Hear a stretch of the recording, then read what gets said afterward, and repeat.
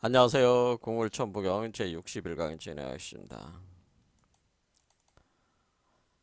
19세기 중반에 들어와서 중국이 서양 세력에 완전히 잠식을 당하면서 몰락을 하고 중국의 거의 속국이나 같았던 그 조선이라는 나라는 앞으로 어떻게 될지 풍전등화의 상황에 있다가 결국 일본에게 먹히는 상황에 이제는 일제 36년에 통치를 당하게 됐는데요. 이런 격변기에 이 암울하고 어두운 시기에 우리 그 한국에는 위대한 사상가들이 연이어 출연을 하면서 미래를 대비하는 한민족 사상 체계를 정립을 하게 됩니다. 그것이 크게 얘기하자면은 개벽사상이라는 개벽사상. 그래서 개벽사상이 우리 한국 사상이라고. 이거는 세계사에 유례없는 사상인데요. 개벽이라는 게. 개벽이라고 하는 것은 결국 새하늘과 새 땅, 새 땅이 열린다고 하는 겁니다. 새하늘과 새 땅이 열린다는 것은 다른 의미에서는 천지창조가 된다고 하는 새로운 천지창조, 천지창조가 진행된다고 하는 거야. 근데 그것이 이 천지창조의 과정에서 인간도 변화하게 되는데 인간이 인류가 신선, 부처, 그리스도 같은 초인으로 변화하는 과정을 수반한다고 하는 거죠. 그리고 이렇게 변화함으로써 이 땅에 지상성국이 열린다. 신선들의 나라가 열린다라는 그것을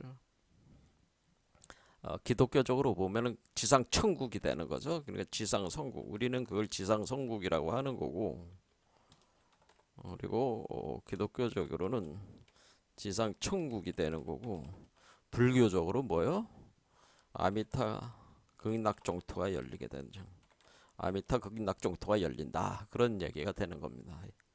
근데 그것이 어떤 그 다른 세계가 아니고 바로 이 땅에 바로 그런 세계가 열린. 그래 우리가 지금 인류의 역사가 굉장히 힘들고 고통스럽지만은 결국 이 고통은 그 산고의 고통이라는 어떤 무엇을 태어나게 하라는 게 지상성국, 지상천국, 아미타 극락정토를 이 세계에 건설하기 위한 고통이라는 거죠. 바로 이 지상성국, 지상천국, 아미타 극락정토가 바로 천지 창조된 새로운 개벽된 세계라고 하는 그 비전, 그것이 어떻게 열리는가에 대해서 아주 치밀하게 각자의 입장에서 논증을 했다는 거죠, 여러분들이. 그래서 무릇 한민족 사상을 연구를 하시려고 하는 분, 근데 한민족 사상에서 핵심적인 경전을 우리가 천부경으로 보고 있기 때문에, 그리고 천부경 사상도 역시 이와 같은 개벽 사상이라는 이와 같은 관점, 이 흐름에서 이것이 조망이 돼야지 의미가 있다고 하는 겁니다. 그러니까 천부경을 이해하는 데 있어서 가장 기초적인 지식은 이 동학, 정역, 그 다음에 강산 선생의 그 후천개벽론, 그리고 이하선 선생의 오해 중천개벽론 같은 거에 대해서 우리가 깊이 이해를 해야지 천부경도 풀 수가 있고 천부경을 좀 더 풍부하게 만드는 영양가 있는 논리 체계로 돼가지고 전 세계인들에게 미래를 제시하는 그리고 현재를 바꿔나가는 그런 사회적 틀로 이렇게 제시를 할 수 있다는 거죠. 자신감 있게 제시를 할 수 있다는 거죠. 그래 우리가 우리 자신을 먼저 알아야지 된다고 하는 거죠. 그러려면은 우리 자신의 사상과 철학과 종교가들을 에 대한 사상을 깊이 이해를 해야 된다고 하는 겁니다. 그래서 이제는 그 세 번째로 이제 강진산 선생을 지난 시간부터 이제 보게 된 건데, 이 강진산 선생께서는 이제는 그 이분이 그 1870에 1909년에 돌아가셨으니까 40도 안 돼서 돌아가셨어요. 근데 그 중에서 마지막 10년, 그러니까 1900년에 고향으로 돌아오는데, 밖에서 일을 보다 한 3년 동안 떠돌다가 이제 돌아오는데, 그때부터 한 10년 정도를 집중적으로 어, 그 개벽 공사라고 해가지고 천지 공사를 본다는, 천지 공사를 진행을 한다고 하는 거죠. 그러니까 자기 제자들과 함께 천지 공사를 일을 본다. 그러니까 천지 공사라고 하는 것은, 천지공사, 이 천지공사는 뭐야? 이거는 개벽공사라고 해요. 그래서 개벽공사. 그래서 그러면 천지공사, 개벽공사라고 하는 것은 이 양반이 뭐를 하는 거냐면은 새하늘과 새 땅을 만드는 공사를 봤다는 거예요.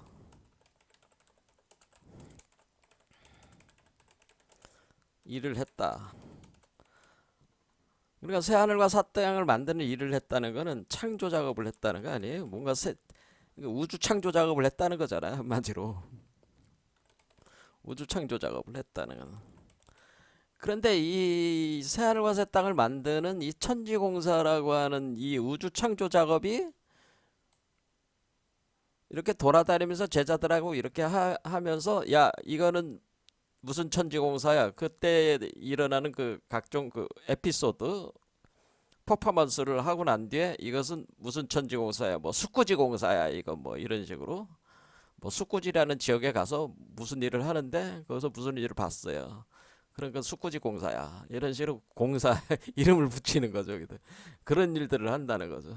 그런 게, 그게 사실은 새하늘과 새 땅을 만드는 공사, 천지창조 작업을 했으니까 이분을 가리켜서, 이분을 이제는 그 사람들은 뭐라는 거예요? 이분을, 긍산 선생을 상제로 모시는, 상제 하나님이다. 하나님이 창조하는 거잖아요. 하나님. 그리고 미륵불, 불교적으로 미륵불로 보고, 그 다음에 도교적으로는 뭐 구천응원 내성부와 천존이나 뭐 이런 식으로 도교로도 최고의 그 위격에 이렇게 이제 할당을 해서 보는 거죠. 그런 천지공사를 하면서, 제자들과 하면서 자신이 하는 건데, 하면서 돌아다니면서 천지공사를 볼 때 주로 쓴 방법이 부적을 많이 그렸다는, 부적을 그려가지고 불에 태워서 날리면서, 야, 이거는 무슨 공사를 봤다, 뭐 무슨 공사 봤다, 이런 식으로 하는 거든. 그래서 그 부적을 많이 쓴다는 거죠. 그래서 이분이 쓴 유일한 저작물인 천부경에도 거의 부적들로 이루어졌다는 것을 지난 시간에 봤잖아요. 이렇게 뭐 부적으로 이렇게 그리고 그리고 이런 거를 해가지고 불에 탁 태워가지고 날려보내면서 이 세계 신명들을 불러가지고 내가 이런 공사를 봤어 하면서 이렇게 불을 태워가지고 신명들에게 지시를 내리고 이렇게 하는 어떤 그런 작업들을 이 부적을 통해서 신명들에게 어떤 메시지를 전달하고 부리는 어떤 그런 용도로 이 부적을 그려가지고 계속, 그러니까 부적을 뭘 해도 계속 부적을 많이 쓰셨다는 거죠. 그래서 여기 현무경, 이분이 쓰신 유일한 저작민 현무경에 나와 있는 부적을 무령부라고 하는, 총칭해가지고 무령부라고 하는 거예요. 그래서 여기도 이제 부적을 보면은 부적에 이제 이름들을 이제 지어놓은 곳들도 있다, 그 얘기죠. 여기 보면은 여기 뭐 사무 여함 부 이렇게 부자가 들어가 있잖아요. 그렇죠? 이렇게 들어가 있고, 여기 그 다음에 소멸 음의 부 해서 부 이렇게 들어가 있고, 쭉 여기 보면은 신명부, 지각부 이렇게는 호령부에서 부자, 이렇게 부자를 넣어가지고 부적들을 그렸다는 거죠. 그래서 이렇게 하는 이 부가, 그러니까 이 천지신명들을 이렇게 그 관장해가지고 천지공사 일을 하게 만드는, 지시하거나 뭐 이렇게 그 천지의 변화를 이렇게 일으키는 그런 권한을 행사를 할 때 부적을 써가지고 행사를 한다는, 그것이 요 부가 천부경의 천부라고 하는 것에 다양한 형태, 그러니까 첨부는 하나의 딱 틀이지만은 그걸 다양한 형태로 이렇게 만들어 가지고 이것을 실제적인 작용, 그러니까 이게 첨부가 본체라면은 여기서 쓰는 부적은 용, 그렇죠? 본체에 대한 작용의 개념으로 이 부두를 만들어 가지고 사용을 했다는 거죠. 그것은 최수훈 선생께서도 궁울영부 그림을 그려가지고 불에 태워가지고 그것을 물에 넣어가지고 또 냉수에다가 넣어가지고 또 마시고 그런 걸 자기의 제자들에게 그걸 또 하게 했기 때문에, 그러면서 병을 고쳤기 때문에 요 분들이 한 거를 굉장히 좀 더 빈도가 높으면서도 집중적으로 썼다는 거죠, 부적을. 그런 것이 어떻게 보면 이 천부의 부와 통하는 개념이라는 거죠, 다. 그러니까 천부의 부는 일종의 추상적 관념적 개념처럼 돼 있지만은 이 강인산 선생은 그걸 뭐예요? 작용, 실제적인 현실적 세계에서의 그 변화 작용에 그 부적을 그려서 함으로써 그 부의 의미를 좀 더 삶 속에다가 녹여냈다. 뭐 이렇게 보시면 되겠습니다. 그래서 일단은 이런 천지공사에 이제 부적을 쓰고 다니시면서 작업해서 천지공사 작업을 하셨다 하는 거고, 근데 천지공사가 여기 가서 이런 일하고 여기서 저런 일을 볼 때 이것은 무슨 그 공사다, 이것은 무슨 공사다 이렇게 얘기했을 때 제자들은 그 말을 도저히 이해할 수가 없는 거죠. 왜냐하면 그 세계가 안 보이잖아요. 지금 천지공사를 하는 그 세계가 보는 그 세계를 보면서 구체적으로 세밀하게 이렇게 하고 계신 분은 장인산 선생이 유일한 것이지, 그 제자들이 그 세계는 안 보이니까 제자들은 증산 선생이 하는 일에 대한 이해가 안 되는 거야. 그래도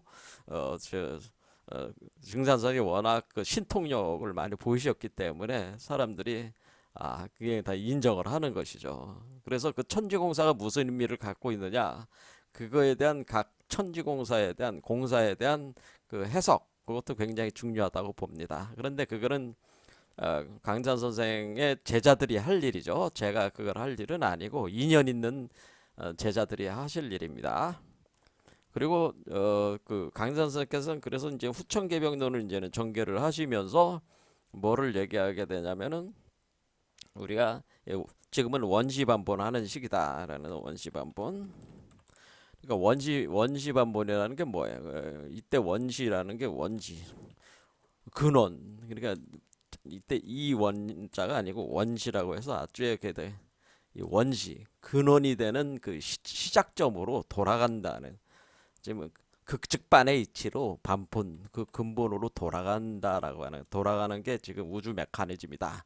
그래서 지금 이거는 동일한 개념이잖아요. 우리가 원시반본 하는 거잖아요. 원시반본 여기로 돌아가는 거죠. 여기서 나와서 다시 돌아가는 거죠. 이렇게 원시반본을 말씀을 하셨고, 이 원시반본 하는 과정 속에서 우리가 해원상생이라는 게 일어나게 되는데, 해원이라고 하는 것은 그리고 우리가 원을 푼다고 하는 거죠. 원한을 푼다고 하는 것은 그 어떤 그 우리가 그 지혜가 없을 경우에는 오해, 망상 뭐 이런 거로 인해서 서로 그 적대감 또는 분노 이런 것들이 이제 쌓이는 거죠. 그런 것들이 쌓여가지고 이 세계에 이제 그게 이제는 일종의 그 업장이 돼가지고 계속 그 업력에 의해서 이렇게 돌아가는 이 구조를 해소를 시켜야 되는 게, 그게 지금은 한마디로 그 해원 시대라고 하는 그런 업장을 해소를 시켜가지고 모든 인간이 가지고 있는 그 내재적인 그 어떤 그 분노감, 그 원한의 요소들, 그런 것을 풀어서 서로 평화로운 세계를 열어야 된다, 열게 돼 있다고 하는 게 해원 사상이죠. 그래서 해원이 돼야지 사람들이 그 원한을 푸는 구조가 돼야지, 원한이 풀려야지 평화로운 지상성국이 이루어질 거 아니에요. 그래서 해원이 돼야 되고, 해원이 돼야지 그때 상생이 되는 거죠. 그래서 이제는 해원 상생이라는 사유 체계를 또 이제는 얘기를 하게 되는 거죠. 이렇게 이제는 몇 가지 이제는 중요한 그 개념들을 내세워 가지고 자신의 제자들을 이제 지도를 한 것이죠. 자, 그러면은 오늘도 지난 시간에서 현무경 또 보겠습니다. 강진산성의 유일한 저작물 현무경. 그래서 현무경에서 이제 다 볼 수는 없고, 현무경이 워낙에 이것도 이제 난이도가, 왜냐면 지난 시간에 말했지만 이 부적을 누가 해석할 수 있겠어요. 이 부적이라고 하는 것은 말 그대로 그 강인선 선생과 같은 레벨에 오르신 분들 정도가 이 부적을 이해할 수가 있겠죠. 그렇죠. 이분이 직접 자기가 보는 세계를 관장하고 운영을 하는 거로 불을 쓴 거기 때문에 이분의 수준에 올라가야지 이 불을 이해할 수 있을 겁니다. 그러니까 그때서 강증산의 진정한 후계자들이 나와야지 이해가 되는 거기 때문에 저의 해석 범위는 벗어나 있다라고 제가 말씀을 드렸습니다. 그리고 그 세계 자체가 우리가 언어가 통하는 세계가 아니기 때문에 그 말로도 할 수가 없는 것이다. 제가 얘기했습니다. 굳이 말로는 표현할 수도 표현하려면 표현할 수는 있겠다 해서 요 첫 번째는 어미닭이 아기 닭, 그러니까 그 병아리를 품고 있는 그런 것과 같은 형태다라고 제가 표현을 했어요. 말로는 억지로 제가 저희 직관적으로만 이렇게 봤을 때는. 자, 그래서 지난 시간에 이제 했던 요거를 한번 다시 보겠습니다. 그러니까 우리가 이 현무경이라고 하는 것은, 이 현무라고 하는 것이 왜 그럼 이 책을 현무경이라고 자기가 유일하게 만든 이에서 전수시킨 그 이 책을 왜 현무경이라고 한 것이냐. 제가 항상 뭘 이렇게 할 때마다 저는 공부를 할 때 왜 천부경이라고 했냐 뭐 이런 거라는 거죠. 그러니까 이름을 짓는 게 제일 중요하잖아요. 근데 자기가 쓴 책을 딱 쓰고 나서 거기다 이름을 딱 졌는데 현무경이라고 이름 줬어. 그럼 왜 현무경이라고 이름을 지었을까요? 왜 현무경이라고 이름을 지었어요? 이렇게 그 의문을 가지고 이것을 먼저 해석해 주시는 분이 없어요. 이렇게 현무경을 해석하신 분 중에도, 그러니까 이제 현무경 법방파라고 있다고 제가 말씀을 드리지 않았어요. 장기준 선생의 뭐 박일문 뭐 송어랑 뭐 이런 것들을 쭉 내려서 한 20여 개의 파가 있는데 현무경만 주로 연구를 해가지고, 근데 이분들을 제가 이제 검색을 해보면은 그런 분들 중에서 현무경의 현무가 뭔지에 대해서 설명하신 분이 제대로 없다는 거지. 그래서 제가 지난 시간에 왜 현무경을 왜 현무라고 했겠냐. 그래서 현무는 우리가 사신 중에 하나잖아요. 사신. 그래서 우리가 요게 이제는 사신도죠. 사신도 이렇게 났을 때 이 사신도를 주로 어디다 쓰냐면은 하늘에 별자리가 28수가 있단 말이야. 28수의 그 동방칠수, 서방칠수, 남방칠수, 북방칠수 할 때 그 각 칠수를 관장하는 그 신수들, 그러니까 신적인 짐승들을 배치를 할 때에 이 현무는 북방칠수를 관장하는 동물이란 말이에요. 그래서 이게 여기를 보면 이게 요 그림을 제가 이렇게 그린 게 이거를 제가 만든 건데, 여기 보면은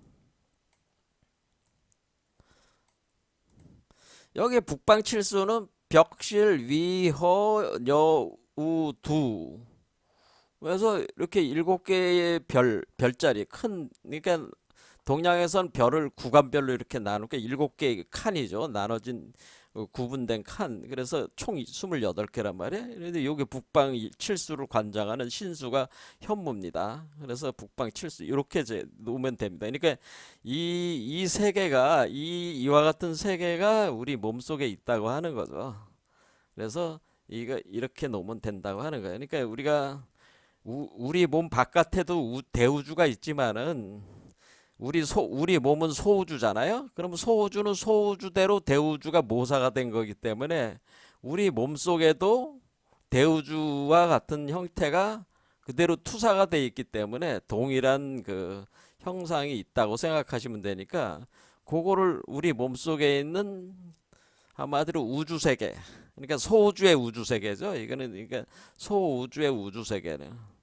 그래서 소우주의 우주세계가 여기 있다. 28수가 있다. 이런 개념이라는 거죠. 그렇게 되면은 우리가 현무라고 하는 것은 요 북방, 우리 몸을 기준으로 하면 아래쪽이죠. 이 아래쪽이 바로 북방 칠수에 해당되는 부분이라고 하는 거죠. 그래서 이렇게 북방 칠수에서 현무를 이렇게 얘기한 거는 이제 현무의 그림을 보면은 요렇게 생겼다고 해가지고 요게 거북이가 있고 요렇게 머리가 두 개가 있는 뱀 머리가 두 개가 있는 거잖아요. 용 머리가 두 개로 보기도 하는데 요거 또 뭐 요런 식으로 요런 현무가 요렇게 생긴 거죠. 이렇게 생겨가지고 이렇게 그렇지 이렇게 된 거죠. 이렇게 거북인데 이렇게 된. 자, 요거 또는 요런 그림들이 많아요. 현무에 대한 거는 이렇게 그렇죠. 이렇게 머리가 이렇게 두 개가 나와가지고 이렇게 꼬여 올라가. 그래서 이거를 갖다가 지금까지 우리가 해온 그 이 구조에다가 그대로 놓고 보면은 어떤 형태가 되냐면은 요 밑에 이제 거북이가 있는 거죠. 거북이가 있고 그러니까 이제는 그걸 신구라고 하는 겁니다. 신구. 신령스러운 거북이 해가지고 신구. 신구. 그러니까 거북이 구자라고 하는 거북이 구자라. 땅 이름 구자인데 이 거북이를 얘기하는 거북이 구자 신구. 신령스러운 거북이. 이 신구가 있는데 이 신구가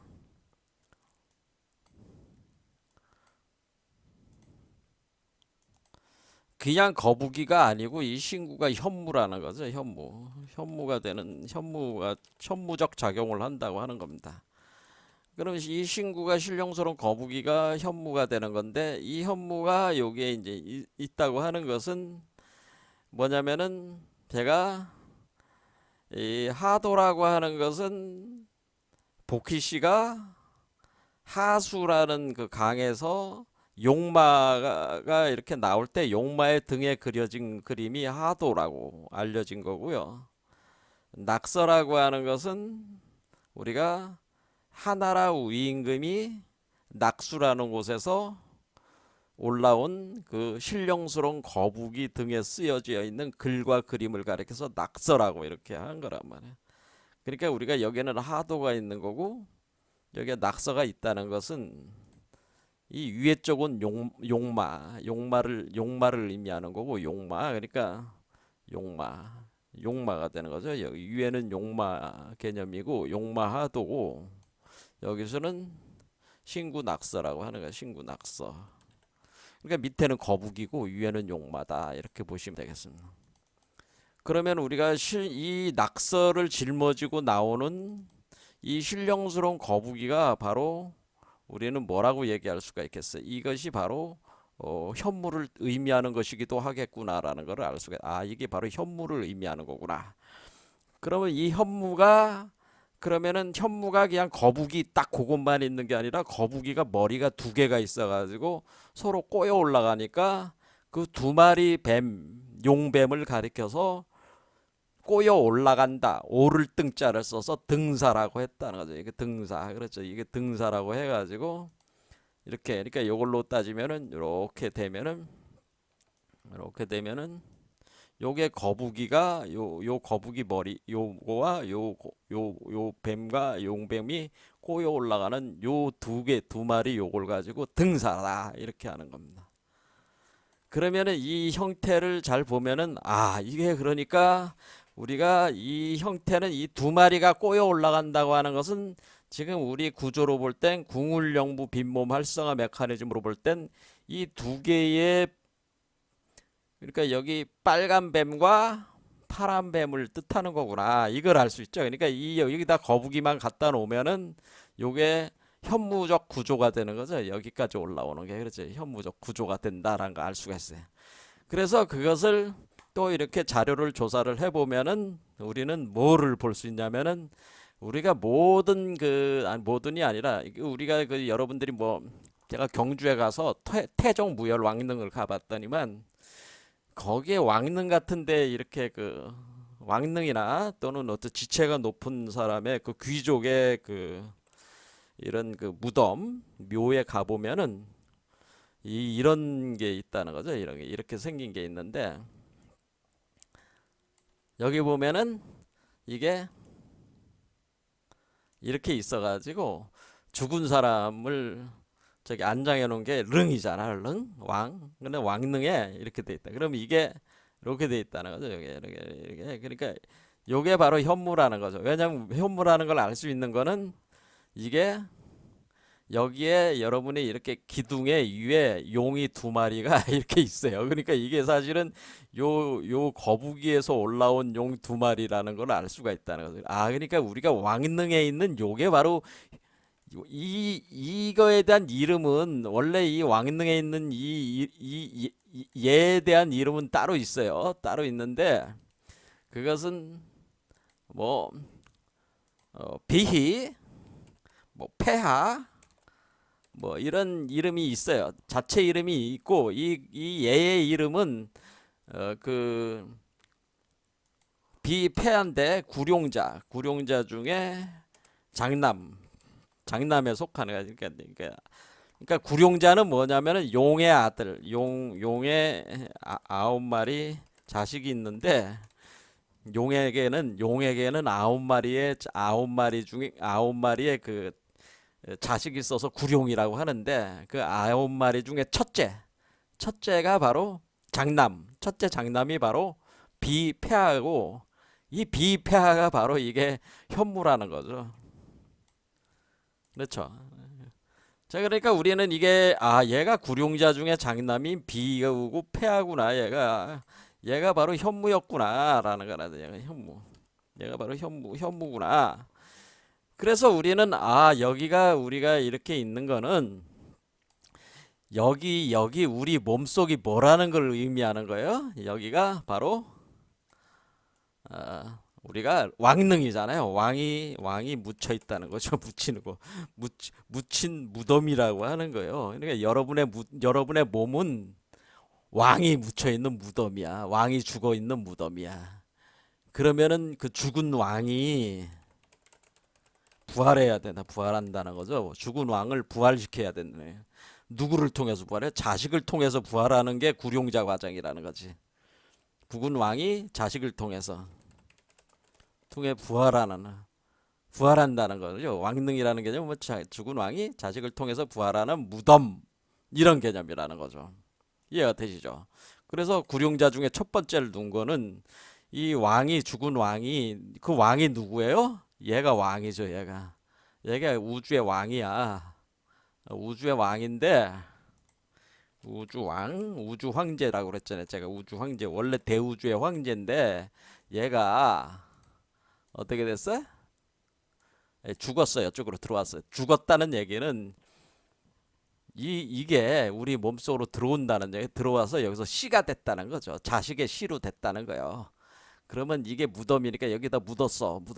무덤은 그 뼈를 통해 가지고 그 몸을 통해 요를 통해서 요거의 그 기운을 통해 가지고 자식으로 태어나는 무덤과 같다. 우리 몸은 왕릉과 같다고 하는 거든. 그러면 그거는 우리 몸이 해야 될 일은 뭐예요? 그 자식을 태어나게 하는 하나의 무덤과 같다고 하는 겁니다. 이해가 되시죠? 자, 그러면은 얘가 이렇게 돼 있다고 하는 것은 얘가 누구라는 거야? 얘가 그 여기 우주 황제의 자식이라는 얘기지. 하나님의 자식이란 뜻이요. 그렇죠. 뭐 어렵게 생각할 하나도 없잖아요. 얘가 우주 황제의 자식이구나. 우주 황제의 자식이 되고, 자, 그러면 우주 황제가 죽었으니까 얘가 태어나면은 얘가 우주 황제의 자식으로서 얘가 상속자가 되는 거 아니죠. 후계자가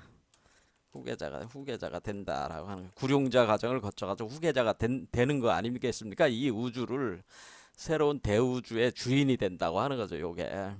자, 그런 의미도 있다고 하는 거예요. 제 말씀은. 자, 그런데 그게 어디에 있다고 하는 거냐면은, 그래, 얘가 어디에 있습니까?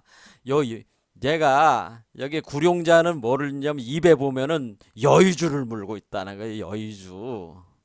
여러분들이 잘 보면, 여기 입에 여의주를 물고 있어요. 여의주?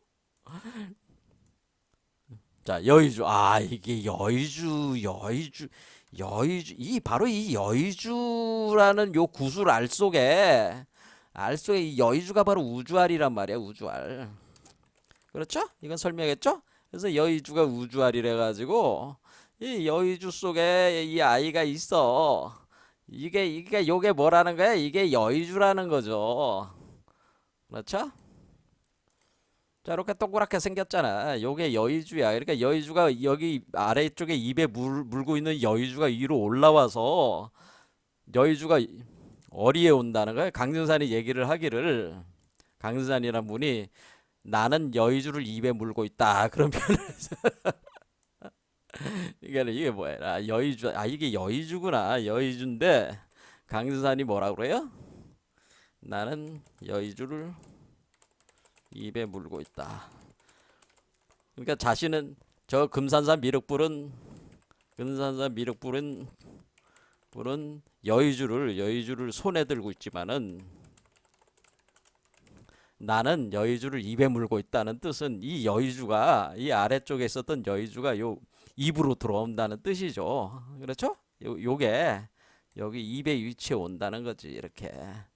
그러니까 그게 뭐예요? 여섯 번째 차크라로 온다는 뜻이요. 다르게 복잡하게 생각할 거 없어요. 자, 그렇죠? 자, 이런 식으로. 그러니까 이게 보니까 그러니까 그 현무경이라고 이름을 지은 데는 이런 깊은 뜻이 있었다는 걸 알 수. 아, 이게 그러니까 우리 몸에 밑에 이제는 거북이 구룡자 중에 첫 번째 용이 이 구룡자 9마리 용의 9마리 자식으로 이렇게 쭉 올라가는 거죠. 첫 번째 용부터 해가지고 올라가는데 밑에서 있었던 여의주를, 그래서 이 여의주가 뭐예요? 요 여의주 안에 죽은 우주 황제의 기운이 들어가 있는 씨앗이지. 여의주가 우주 황제의 씨앗이 있었는데 그걸 여의주를 키워가지고 자라게 해가지고 여기 입에 이렇게 무는 형태가 돼가지고 여기서 몸이 육화가 돼가지고 이 무덤을 열고 태어나면은 새로운 우주 황제. 그래서 자신이 우주 황제가 누구예요? 이게 상제지. 하나님이잖아요. 그래서 자신을 상제라고 한 거고 자신을 미륵불이라고 한 거죠. 그러면은 제가 말씀을 드렸잖아요. 지난 시간에. 그 강릉산만이 상제겠어요? 강릉산만이 미륵불이겠어요? 그게 아니죠. 여러분이 강릉산이라고 제가 말씀을 드렸습니다. 그래서 강릉산이라고 하는 것은 특정한 어떤 사람을 얘기하는 게 아니고 요 강릉산이라고 하는 게 바로 여의주에 있는 그 사람을 얘기하는 거다. 이게 강릉산은 그래서 결국 새로운 우주 황제를 얘기하는 거다. 새로운 하나님을 얘기하는 데서 개벽된 세계의 하나님, 상제, 신선, 부처, 미륵불을 얘기하는 것이다. 그런 얘기죠. 그래야지 맞는 거죠. 그러니까 그러면 제가 이제 증산도를 믿는 분들한테 저를 찾아오면은 얘기를 해요. 당신들은 강증산이 그 1909년에 돌아가셨다고 생각하지 않냐? 그래서 여러분들 죽은 사람을 믿고 있지 않냐? 근데 강증산이 당신의 몸속에서 재림해 와야지. 그게 강증산의 뜻이다. 제가 얘기를 하는 이유가 뭐? 강승산이 재림한다. 강승산이 재림할 거야. 어리해?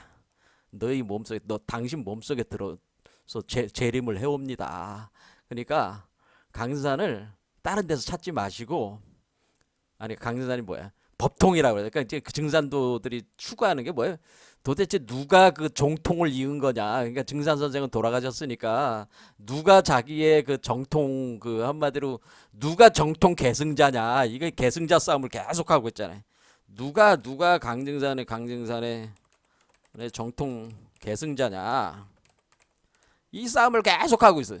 그래서 그거 다 부질없는 얘기다. 그거는 강인산 선생은 그걸 가르친 게 아니고, 강인산의 정통 계승자는 누구야? 강인산의 정통 계승자는 몸에서 가증산을 태어나게 하는 사람이 강인산의 정통 계승자야. 저는 몸에 재림시키는 사람.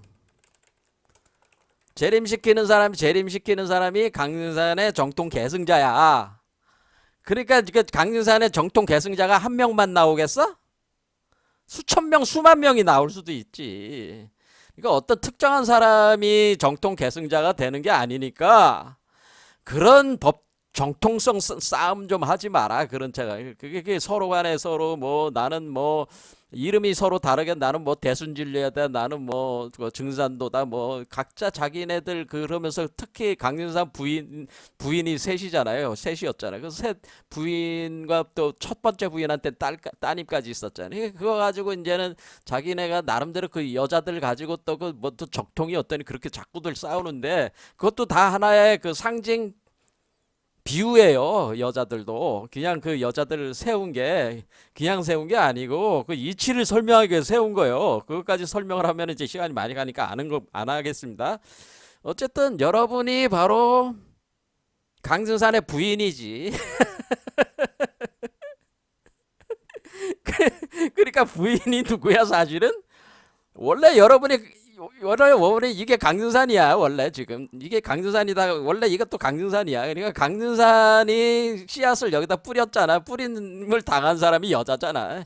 얘 강릉산 부인이 되는 거야 여러분이. 그래서 강릉산 부인이 돼서 강릉산에 자식을 낳는데 그 자식이 또 강릉산이야 이름이. 그러니까 그냥 강릉산을 낳는 건데 여러분이 강릉산을 낳는 여자가 되는 건데 그게 원래 그 강산이 세 번 결혼한 이유가 그 여성적인 의미를 설명하기 위해서 결혼을 하신 거란 말이야. 그죠? 혼인을 하신 것이다 그런 거예요. 그런 어떤 그 상징 비유를 정확히 이해를 해야지 강산이 그게 천지공사란 말이야. 그게 난 이렇게 뭐 내가 그 강산 선생 뭐 뜻도 뭐첫 번째 마누라 놔두고 왜 두 번째 마누라 또 결혼하고 세 번째 마누라 결혼하고 왜 그러기? 그것도 다 뭐예요? 천지공사했다고 그래. 그리고 자기는. 그게 뭐야? 이 시스템에 대해서 여러분들한테 증산을 숭배하시는 분들한테 그 이치를 알려주기 위해서 그거 한 거예요. 그러니까 천지공사 한 것이다라고 하는 건 이런 이치로 돌아가게끔 하는 것이다라는 거를 알려줬는데 그 메시지는 안 읽고 그 그림자에만 사로잡혀가지고 확 그거 가지고 사람들이 뭐 정통이 뭐니 이렇게들 하고 있으니 저는 증산도가 아니지만은 강산 선생이 왜 그렇게 그 하는지 저는 보이는데 근데 그 증산도를 믿는다는 분들이 정상 증산 선생을 잘 모른단 말이야. 증산 선생을 믿는다고 하시는 분들이 그런 겁니다. 그러니까 정신들 차리셔야 된다. 증산 선생 믿는 분들도 강산이 누구라고요? 여러분 몸속에 나오시는 분이 강산. 여러분 몸속에서 재림에 나오시는 분이 강산이고 여러분 몸속에 재림에 나오는 사람이 한 사람만 있는 게 아니고 많잖아요. 많이 나와. 그러니까 강산은 많이 나올수록 좋은 거죠. 그렇죠? 그래서 대두목을 자꾸 찾아요. 그래서 우리가 이제 이 대두목이 나와야지 뭐 이게 되는 거 아니냐. 우리를 이끌 대두목이라고 하는 대두목. 그래서 어떤 사람이 요즘 그 증산도 하시는 분들은 대두목을 찾습니다. 저한테 그러길래 제가 그 왜 그렇게 어렵게들 생각을 하냐. 이 대두목이라고 하는 거는 눈목자 아니냐. 대우주가 되는 머리에 있는 눈이란 뜻이요. 그런 제가 얘기를 했어요. 대우주체로 나오는 머리에 있는 눈 뭐야? 그 눈이 뭐예요? 이 천안 불안 아니 뭐 천안이라 불안이라고 하겠습니다. 뭐 불안 미륵불의 눈 미륵불의 눈 뭐 이렇게도 얘기할 수가 있고 천안이라고도 얘기할 수가 있는데 이거를 이제 세상에서 뭐라고 그러니까 제3의 눈을 가진 사람이 대두목이요. 그러면은 강산이 여의주를 입에 물었다고 할 때 그 여의주가 눈이야. 여의주가 제3의 눈이야. 여의주가 여섯 번째 차크라로 오면 그게 제3인의 눈이란 말이요. 그러니까 여러분이 여의주를 입에 물어야지 여섯 번째 차크라로 오잖아요. 그 여의주 안에 재림하는 강정산이 있다니까. 그 재림하는 강정산이 들어가 있는 그 눈이 제3의 눈이 그거 있는 사람이 바로 대두목이란 말이야. 그러니까 대두목은 그러면 하나겠어요? 한 사람이겠어요? 대두목도 수없이 많이 나와야지 맞는 얘기지. 그러니까 여러분들은 정신들 바짝 차리셔야 되는데, 강증사는 어떤 특정한 사람을 얘기하는 게 아니고 여러분 몸속에서, 그러니까 증산을 믿으시는 분들의 몸속에서 나오는 재림하는 강증산이 바로 대두목이고, 그것이 그렇게 강증산을 재림시키는 사람들이 바로 강증산 선생의 뜻을 제대로 이은 천지공사를 완성하는 사람들이라는 거예요. 그러니까 이런 사람들이 천지공사, 그러니까 천지공사를 봤다는 거는 강산 선생이 자기가 모델로 했으니까 다른 사람도 너희들도 천지공사하라는 얘기예요. 천지공사. 나처럼 천지공사를 해라. 내가 천지공사 했으니 나를 모범으로 삼아서 너희도 천지공사 하라.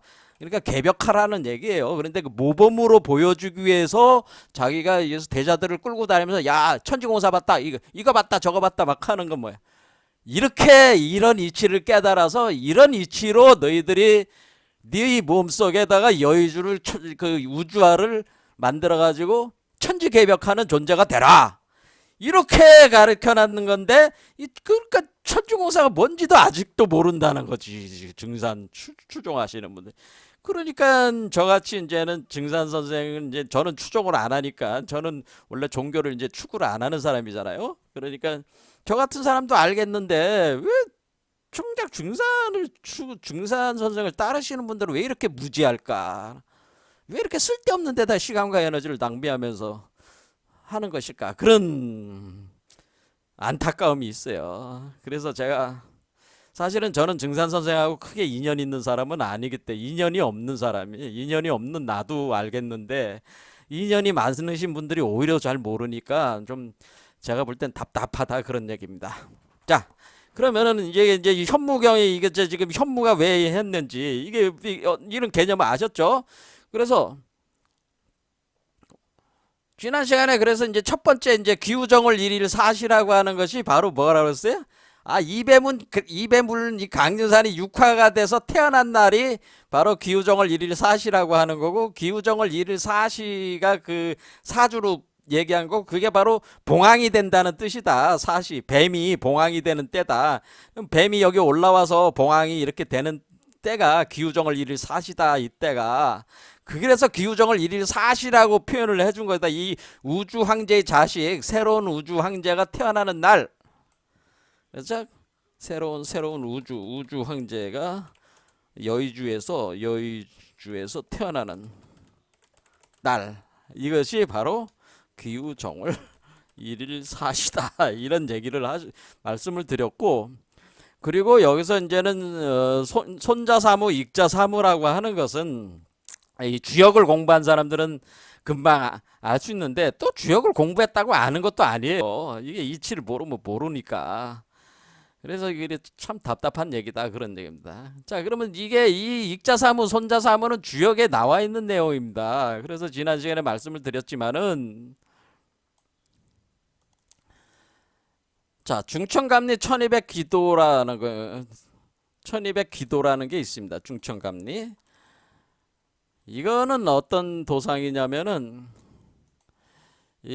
우리가 이제는 주역의 계를 보면 64개 중에서 중천건부터 40번째 계가 뇌수해계예요. 그래서 여기 뇌수해는 해원상생의 해란 말이야. 자, 해원상생. 자, 해원. 여기가 뭐니? 뇌수해라는 40번 계가 40번 뇌수해. 뇌수해는 해결했다, 그런 뜻이죠. 해결했다. 해결했습니다. 자, 풀었습니다. 문제를 풀었습니다. 다 풀었습니다. 해결했습니다. 그런데 해소했습니다. 해결했습니다. 했자. 해결했습니다. 문제를 다 풀었어요. 그러니까 모든 장애가 되는 문제를 다 풀었어요. 그러니까 그래서 풀었어? 그럼 이게 해원상생이에요. 해원상생. 그러니까 해원했습니다. 해원이 됐다라고 하는 겁니다. 그럼 모두가 이제는 사람들이 그 가지고 있는 그 원한 관계, 악연, 한마디로 인연에 의해서 이루어진 이 세계에서 모든 악업들이 다 청산이 됐다는 거예요. 그렇게 되면은 이 사람이 그 여러분 자신, 그러니까 이 강산을 포태한 여러분 자신이 그 모든 그 원한을 푼 그 상태가 되면은 요게 완성이 되는 거란 말이야. 자, 그래서 해결이 됐을 때에 41번째 개가 산택송개고 42번째 개가 풍내익개란 말이야. 그러니까 해가 된 뒤에 뇌수해가 된 뒤에, 그러니까 이게 여기서부터 어떻게 되면 건개부터 쭉 돌아오면은 맨 마지막 이렇게 한 바퀴 돌면 여기에 뇌수해계가 온단 말이야. 그래서 요게 40개를 배치를 해놓은 거고, 손개가 41번째고 이개가 42번째다. 그래서 손이라고 하는 건 뭐예요? 얘를 덜어낸다는 게 손이고, 그 다음에 이꾀가 뭐냐면 이 덜어낸 얘를 덜어낸 뒤에 얘를 덜어낸 애를, 그러니까 몸 밖으로 해산시키는 것이, 해산시키는 게 뭐예요? 손이고, 요 해산된 요걸 가지고 세상 속으로 또 사람들은 이게 이제는 우주 황제 강등산 요게 하던 역할을 그 황제의 자식이 후계자가 돼서 이게 이제 대행을 하게 되는 거란 말이에요. 그럼 이 존재가 하는 게 뭐예요? 이 존재가 다른 사람 몸속으로 들어가서 또 이런 존재들로 바꿔줘야 될 거 아니야. 그렇죠? 홍익인간이라고 그랬잖아요, 그거를. 그래서 홍익인간하는, 그러니까 이게 이렇게 나오는 거는 상승하는 거죠. 이렇게 들어가는 건 하강하는 거래요. 그러니까 우리가 덜어냈으면은 네 몸에서, 이게 네 뜻은 뭐예요? 너의 몸에서 강증산을 덜어내 가지고 그 강증산을 가지고 세상에게 홍익인간 하라, 그런 뜻이 바로 손자사무, 익자사무라고. 그럼 우리가 손자사무라고 하는 것은 애를 낳으려면 남녀가 있어야 되잖아. 아버지 어머니가 있어야 되니까 아버지의 어머니하고 나 이렇게 해서 세 사람이 있다. 그래서 3인이라는 거, 그게 사무라는 거고. 그러면 덜어냈잖아. 덜어내면 하나만 나왔잖아요. 아버지. 그래서 그걸 어떻게 표현한 거예요? 여기 두 마리 뱀이, 요 두 마리 뱀 중에 이 두 마리 뱀이 기운이란 말이야. 그러니까 빨간 뱀은 아버지의 기운, 파란 뱀은 어머니의 기운. 그러면 아버지 어머니가 이렇게 기운을 합쳐가지고 얘를 태어나게 했어? 그럼 이 두 기운은 요 사람 안에 그냥 있는 거 아니야. 요 하나만 나오는 거 아니야. 요거 가지고 또 이제 다른 사람 속에 들어가야 되잖아. 그러니까 얘는 3인행 세 사람이 가다가 하나가 나온다는 뜻이지. 손개는. 그래서 그거를 이제는 주역에서 쓰는 거지, 여기서. 3인행을 가다가 즉 손 1인 한 사람을 내보낸다, 덜어낸다는 뜻이지. 그래서 한 사람이 나가면은 곧 그 사람이 곧 다른 사람의 벗이 된다. 그러니까 이 사람이 그럼 뭐가 되네? 이 사람이 여기 나오면 이 사람은 스승이 되는 거예요. 스승이 돼서 홍익인간 해야 되니까 그 제자를 거느리게 되면 그 제자가 이 사람의 벗이 되는 거란 말이야. 그러면 여기에 보면 이렇게 되면은 6,5개에 뭐라고 돼 있냐면은 다섯 번째에서 차크라, 그러니까 다섯 번째 차크라에서 여섯 번째 차크라가 될 때에 그때 벗이 되는 십풍의 관계가 된다는 뜻이야. 그래서 태어나가지고, 그래서 십풍지구. 자, 십풍지구가 이게 현무라는 얘기지. 그렇죠? 산택송계 십풍지구.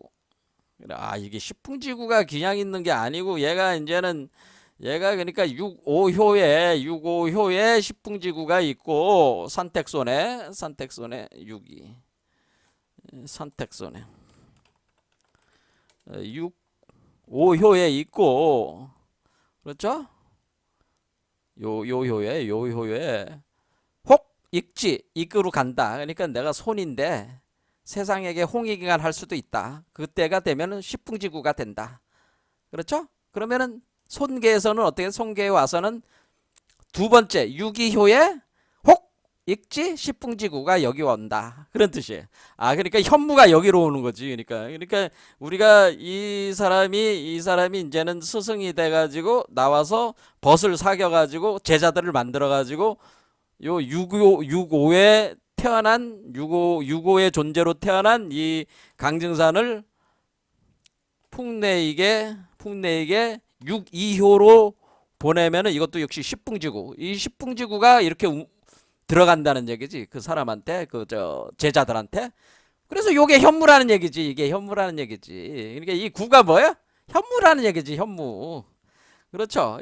그래서 여기에 지금 이 첫 번째 문장에 있는 손자사무, 익자사무 자체에 이미 현무에 대한 메커니즘. 아, 이게 그러니까 현무, 그러니까 십풍지구의 구, 낙서의 구, 거북이 얘기가 나오는 거잖아요. 그러니까 결국 그것이 현무의 이치를 이미 여기에 담아 놓은 거죠.